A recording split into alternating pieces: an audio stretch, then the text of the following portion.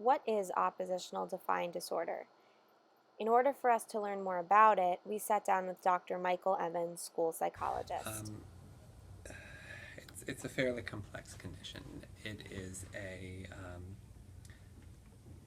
prolonged, systematic pattern of, as given, oppositional behavior. So very negative approaches, very combative with children, not children, with children around them definitely, as well as with positions of authority. So they very much see authority figures as a challenge to them, and then they specifically target and disrupt that figure. And the drive for that, I can't really tell you specifically because it varies from child to child, but definitely it is that combative oppositional pattern of behavior. To really diagnose it, though, you have to see it for over 6 months. So it can't just be an intermittent, like an episode of defiance, nothing that can really just show up for a day or two. It is just this consistent pattern for kids that just affects them for a prolonged period of time. What would you look for in a classroom? Well, really, so this is where I stand on oppositional defiant disorder. It's very difficult to diagnose because it is comorbid with so many conditions. So I think the first step would be to attempt to rule out any other conditions. So if I were just looking in a classroom and trying to figure out what is going on for this kid, or does this child have oppositional defiant disorder, I would just look at the pattern of behavior. Are they trying to combat with me or my directives just to push back? Are they having trouble interacting with their peers? Are they easily frustrated or easily upset by things that happen in the classroom? Do they disrupt or break down when faced with any challenge or any task that they're not choosing for themselves? It very much is just a challenge and a challenge and a challenge. The catch then is to say, what is causing this child to begin this pattern of challenging and pattern of taking on authority the way they do? So yes, you would just look for that oppositional behavior and that pattern for long periods of time, but then you'd want to be very careful to say, is this attention deficit disorder? Is the root of this an anxiety disorder? Is this child depressed? Is there some cultural or experiential factor that is making this child behave in this way for this period of time?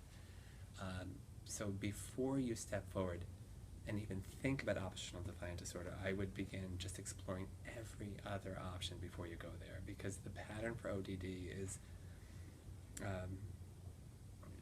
very difficult to face, and then the outcomes for children with ODD is very poor. So it's actually easier to tackle if it's anxiety or depression or some other condition. What are the students' classroom needs, and what can the teacher do? So if we step back and just look at a behavioral model for dealing with much of what happens in classrooms, and probably cognitive behavior therapy is the thing that we feel most comfortable using in schools, behavioral approach to behavior problems is what we use. So what we're going to look for is we're going to look to, and remaining positive, not to punish unwanted behaviors. That is not the model that we would ever use. What we're going to move toward is a more proactive, positive behavior support system. So what I'm going to look to do in a classroom is I'm going to try to reward pro-social behaviors, reward compliance, not only with the student that has ODD, but the students around them, so that they can see that participating in the group and listening and interacting and following the rules actually works to their benefit. So the more you can reward positive behaviors, which are just very much incompatible with the oppositional behaviors, you would see like a change in that. Something else you could do in the classroom is increase the opportunity for choices, so that child feels like that they may have a power over what's going on in the classroom. So you can do this or you can do this, choose which one you want to do. That way they're not challenging you, the teacher, as much as they are making a choice, oh, I'm in charge of my day, and you tend to see much better outcomes for them. All right. Thank you so much. Oh, thank you. Now, what would all of this look like in a classroom? I want to pause here for a second because this was all staged. This is my class, and they are acting. So don't be too harsh on them. All right, can everyone put their name on this paper for me, please? Yes! No. How am I supposed to know whose paper this is with no name on it? No!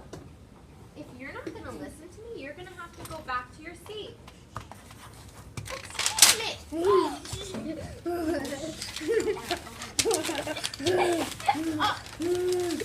Go back to your seat.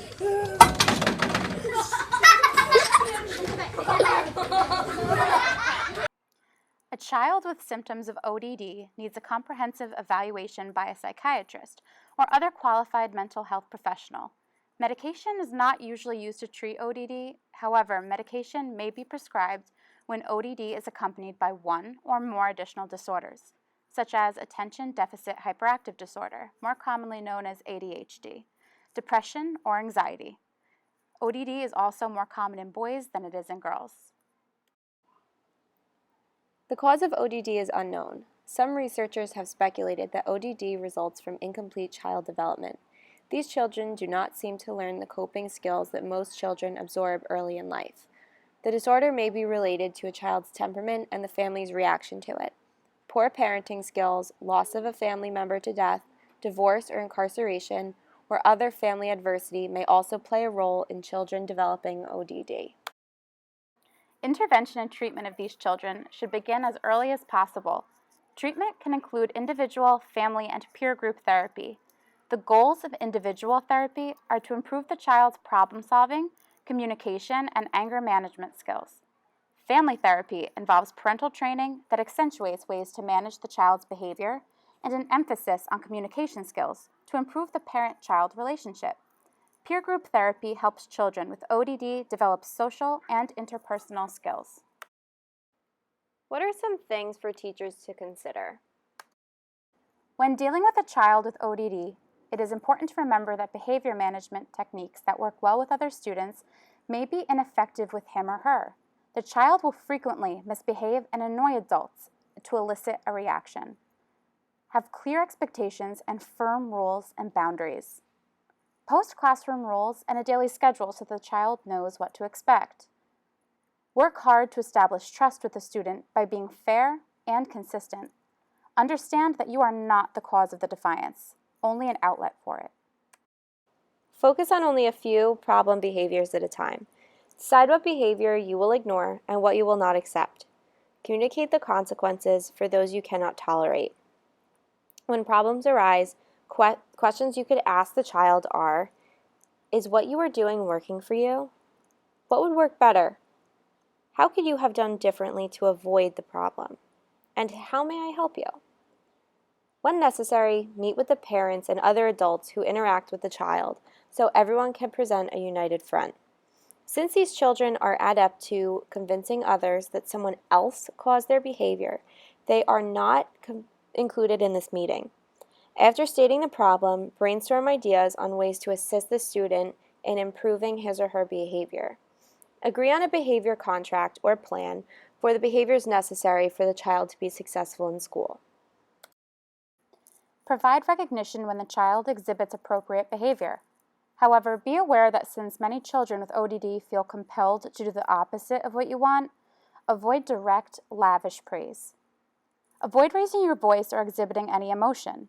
Be neutral and calmly say something like, "Since you broke the rule, this is what you will do." Be like a referee who simply states the consequence and holds the player accountable.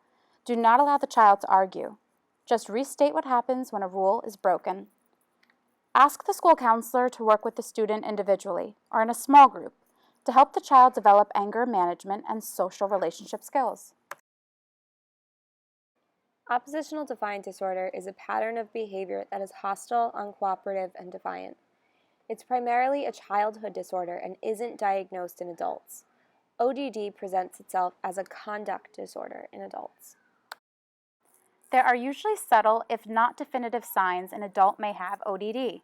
Frequent insubordination, tantrums, or aggressive behavior toward authority figures are all signs that you should pay attention to. Those with ODD will seem to disregard any societal rules in favor of their own wants. Spiteful or vindictive behavior is common, as in disrespectful language. An adult with ODD will also tend to blame others rather than take responsibility for this action. If untreated, employees with ODD can be hard to manage or keep on the payroll. While letting them go may seem like a simple solution to a workplace disruption, you must proceed carefully. The Americans with Disabilities Act protects employment discrimination on the basis of a mental health condition. If you fire someone with ODD, you must prove that you did so for reasons other than the existence of his illness, such as he was unable to perform his duties or violated company policy. You must document each incident that contributed to the termination, the warnings you gave, and the steps you took to address the problem.